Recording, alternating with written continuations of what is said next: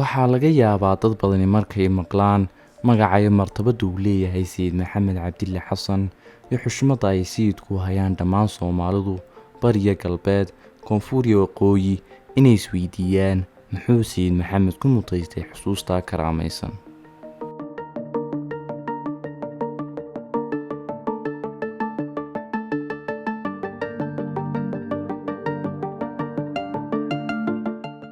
suuragal maaha inaanu fiideo keliya aan kusoo koobno 21 sano dagaal ah, si yeeshee waxaan isku dayayaa inaan guud maro dhiiranaantii, geesinimadii iyo mitidkii gobonimada daraawiishta uu hogaaminayay Sayid Maxamed Cabdille Xasan, kuwa oo hadhiyo hoyba u diiday gumaysiga, dhinac walbana ka weeraray. sayidku wuxuu noolaa muddadii u dhaxaysay 1856 ilaa 1920.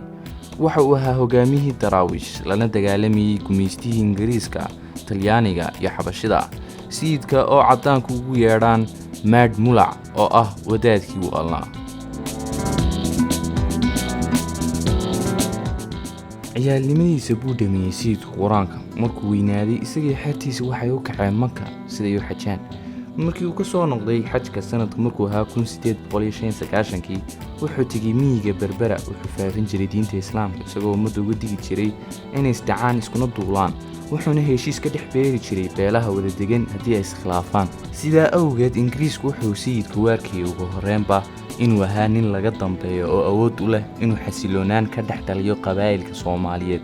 hase yeeshee may ogeen inuu sayidku necbaa saamaha ay gaaladu ku lahaayeen dadka Soomaaliyeed, welibana ciyaalka. August 1899 qunsulkii sare ee Ingiriiska gaashaale sare James Hayes waxaa soo gaaray warar sheegaya in Sayid Maxamed madax ka yahay ciidamo hubeysan oo tiradoodu gaadhayso 5,000 oo qof, uuna tabaabusho ku jiro dagaal oo uu Ingiriiska ku soo qaadayo.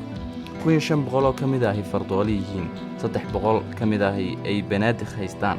Sayid Maxamed waqtigaa waxa uu si bareer ah ugu dhawaaqay inuu dagaal muqadas ah oo gobonimo ah Ingiriiska kula jiro. iskatiisa wuxuu bixiyay daraawiish. wuxuu faray qabaa'ilka Soomaaliyeed oo dhan inay ku soo biiraan.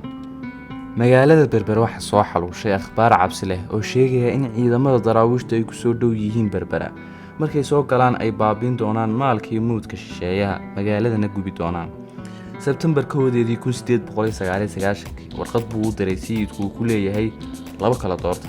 haddii aad dagaal doonaysaa guddooma baanu leenahay, haddii aad nabad rabtaan dalka iskaga taga. qunsulkii sare ee Ingiriisku markii uu akhriyay warqadii sayidka aad buu uga calooday, wuxuuna Ingiriisku aqoonsay sayidku inuu yahay nin ku shuftoobay tiliskiisa. digniin buu bixiyay Soomaalida tiliskiisa ku hoos jirtaa inay ciqaab la kulmi doonaan haddii haba yaraatee wax xidhiidh ah ay la yeeshaan ama kaalmo u fidiyaan sayidka. bishii February 1900 waxaa dalka Soomaaliya imi gaashaale sare Sweyn si uu u hogaamiyo duulimaadkii u horreeyay ee sayidka lagu qaadiyay.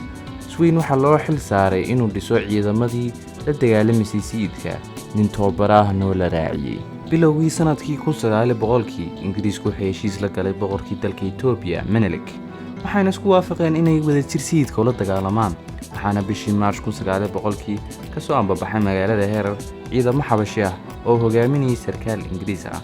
waxayna 24 March daraawiishta ciidamadii Xabashidu isku heleen Jigjiga, halkaa oo wax la dilay iyo wax la dhaawacay laga dhigay. Haysadar oo ahaa qunsulkii sare ee Ingiriiska waxa uu diray Sweyn fariintan: ujeedada duulimaadkiinu waa inaad dishaan sayidka, ciidamihiisana jebisaan. haddii uu sayidku isdhiibo waad aqbali kartiin haddaanu shuruudo ku xidhan.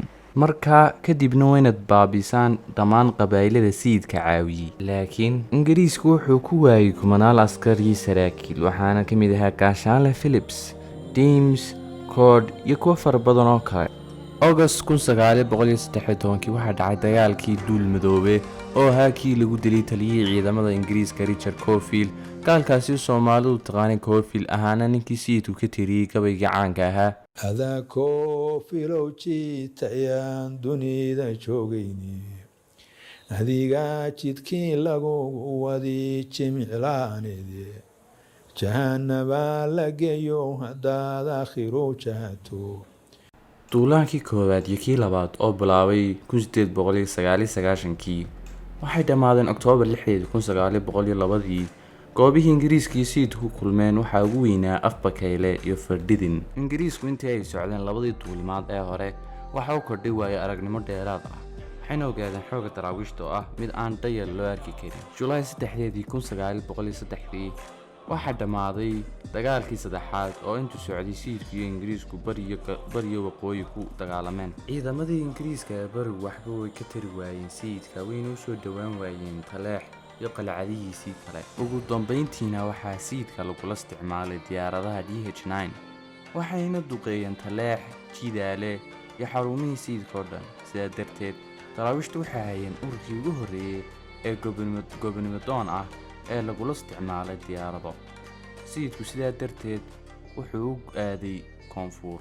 Ingiriisku wuxuu ugu dambayntii go'aan qaaday inuu sayidka u diro ergo mashaayikh ah, waxayna wadeen warqad Ingiriisku u weydiinayo inuu sayidku soo raaco ergada. laakiin sayidku ergada waxa uu amar siiyey inuu Ingiriiska ku noqdaan una sheegaan inaan sayidku marnaba isdhiibeen. Noofembar 1920 ayuu Sayid Maxamed Ilaahay u naxariistee u geeriyooday.